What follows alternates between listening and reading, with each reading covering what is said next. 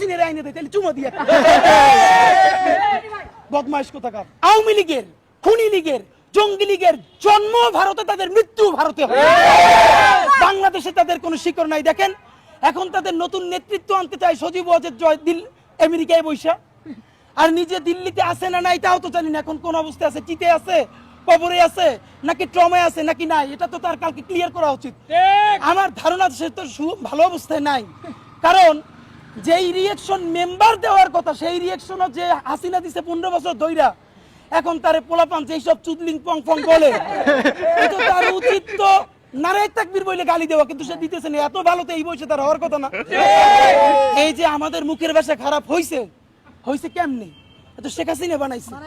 আমাদের এইখানে এমন পোলাপান আছে জীবনে একটা খারাপ কথা বলে নাই, জুলাইয়ের গণহত্যায় রক্ত দেখা মস্তিষ্ক উইরা যাওয়া দেখা এমন কোন জঘন্য ভাষা নাই সে শেখ হাসিনার ব্যাপারে প্রয়োগ করে নাই, কারণ গণহত্যাকারীর বিপরীতে মাজলুমের গালি হইল তার মহাকাব্য। বা এখন আবার কিছু বুদ্ধিজীবী দাঁড়াইছে, তোমরা গালি দাও, দিবি কি তাহলে চুমা, হাসিনের আইনে দেয় তাহলে চুমা দিয়ে বদমাইশ কোথাকার। তো এইসব গ্রুপ দিয়ে চলবে না।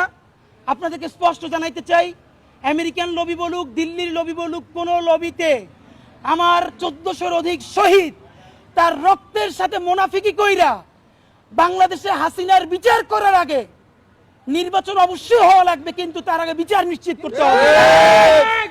আমাদেরকে বারবার সমঝোতা করানো হয়েছে গত 50 বছর ধইরা। এইখানে আমরা যারা আছি আমরা এখন পরিচিত হয়েছি। হয়তো এমন হইতে পারে এই দেশে গণহত্যা নাইমে আসলে আমাদেরকেও কোনো একটা দেশ অ্যাম্বাসিতে জায়গা দিতে পারে, কিন্তু ভাবেন যে এই ভ্যানওয়ালা, সবজিওয়ালা, এই যে আমার পাশে এক ভাই আছে গুলি খাওয়া 4 তারিখে, একটা পা এখনো কৃত্রিম পা লাগানো। তো এই যে 1400 শহীদ পরিবার, সবজিওয়ালা, সে কোন অ্যাম্বাসিতে যাবে বলেন? এখনো শহীদ পরিবারের 35 লক্ষ টাকা ঋণ, সেই ঋণের জন্য আমরা দাঁড়ে দাঁড়ে খয়রাত করি। তার স্ত্রী আমাদেরকে ফোন দিয়ে কাঁদে যে কবরে সেই বেচারা মাইন্না খায়, এই ভয়ে সে কাঁদে।